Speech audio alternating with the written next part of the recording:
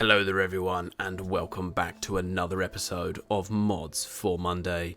And as per normal, I have another load of Skyrim mods to show you all today. Going on in the background, I am compiling a list of DLC sized mods that I'm going to be doing individual videos, just showing these off and having a good look at what each one of these have to offer. But at the moment, I have no set time or day when I'm going to release these. If you do know of any of these like DLC size mods, please do share them down in the comments below. Now let's move on to these mods, shall we? I've got quite a variety of armor/weapon mods and some overhauls to show you today. Some of these I'm surprised they never was in the vanilla game, but thanks to mods they're here now. For our first mod of today's episode, I have DX Celeste Nightingale outfit. This is a brand new craftable light Daedric styled armor. Alongside it, it's got a matching sword, dagger, bow, even a crossbow. That does give you the option of having poisonous arrows and bolts. This is one of those mods where you're going to need to find the crafting manual before, and it does say on the mod page to carry quite a lot of lockpicks because you're going to need them to steal the manual. It also goes on and says to not get caught by the guards around the area because they're going to take it away and lock it up in a hard to reach place. So it's best to be as stealthy as possible. But fear not, I will tell you how to get it. Just travel down to Sarathi Farm in the Rift and pick the lock to gain access to the farmhouse. Once you do get inside, just head downstairs to the basement level and pick the lock to the safe. Inside, you're going to find a book. Just read it and you're going to have full access to the armor and weapons. All you need to do is head on down to the forge and just start crafting this armor. I really do like the glowing green aspects of it. It's got quite a good contrast between, see, the black and the green. I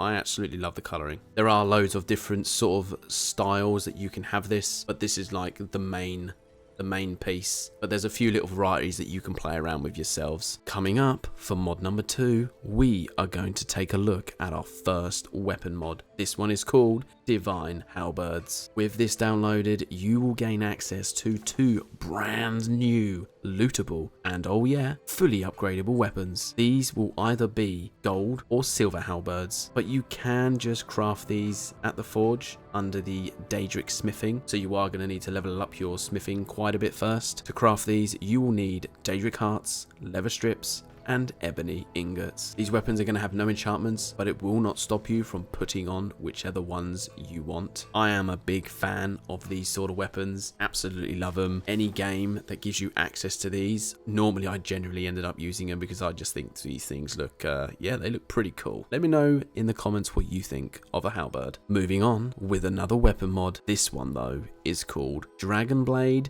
AQSE, and this does look pretty awesome. This weapon is a one-handed sword that has been based from Adventure Quest. You will also get 2 options when downloading it, as it comes in both 2K and 4K resolutions. With this sword, there is 2 versions that you can have. You can just either craft it at any forge using steel ingots, dragon scales, ebony ingot, and Daedra heart, but this will have no enchantments. But there is another version that you can find on a cliff that is overlooking Dragontooth Crater. It's just east of the Shrine of Periite. If you get this one, it does have enchantments on it, which are fire damage. With each hit adds 25 fire damage, Soul Trap that applies Soul Trap for 10 seconds, and Dragon Rend that applies the Shout Dragon Rend when attacking dragons, so they will not be able to take off. It's definitely worth a download and definitely worth using this weapon, especially when you're playing through the main campaign. Moving on with mod number 4, we have a small detail mod that is called Ships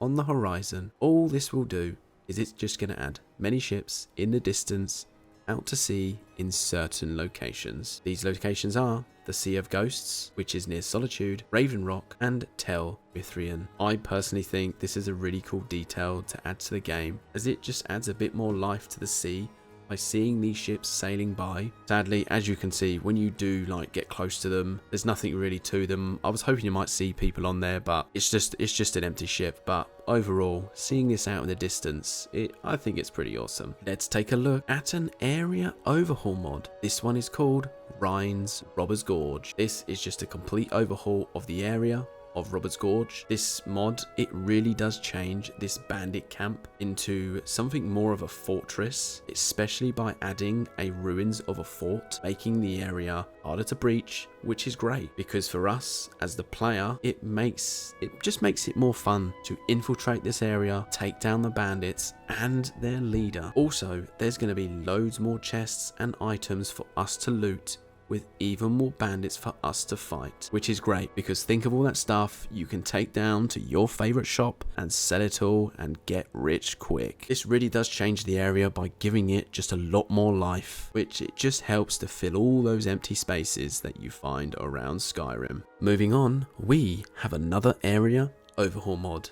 Oh yes, this one is called Immersive Winterhold Jail. I will first off say that I was a bit let down with how the jail is for Winterhold. This mod, it really does make it so much better. This gives a complete overhaul of both the interior and exterior of the jail, turning it into a fully fledged location for us to explore. The jail of Winterhold is now more than just 3 boring cages that you will find in the middle of this ice cave. It also adds 2 new ways of escaping, as you can either just find the secret path that does lead you to your freedom, or you can just take on this brand new Frost Atronach boss and escape through the main door. It does actually make being arrested within Winterhold just a little bit more interesting and fun. Finally, let's take a look at just one more mod.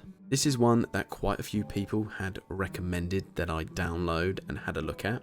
This is called Daedric Frozen Shield. First off, I have to say, this is an amazing take on the vanilla Daedric Shield, and there is also a bit of cool lore that was written by the creator, and it says, a shield encrusted in ice, carried by the glaciers for eras, is now free, long lost by a Daedric warrior summoned from oblivion. Yeah, sounds pretty awesome. But the main thing is, where do we find it? Now, I was expecting this to be quite difficult because of where it was saying, but it was actually quite easy. I'll show you anyway, because it's just going to make finding it a whole lot easier for you. So, to start off, head to Dawnstar and go north. Head out to sea and you're going to come across 2 big icebergs, and you're going to find it on one of the smaller ones on the right side, just here. It's just follow my direction and you're going to find it straight away. Cool things to note about it is when you block with this shield, it creates this awesome frost cloak around the player, and it's also going to damage the enemies nearby. You can even upgrade this shield, and it will require the arcane blacksmith perk for you to be able to do it. Totally worth it. Well, there we have it, this week's episode of Mods for Monday. I do hope you like this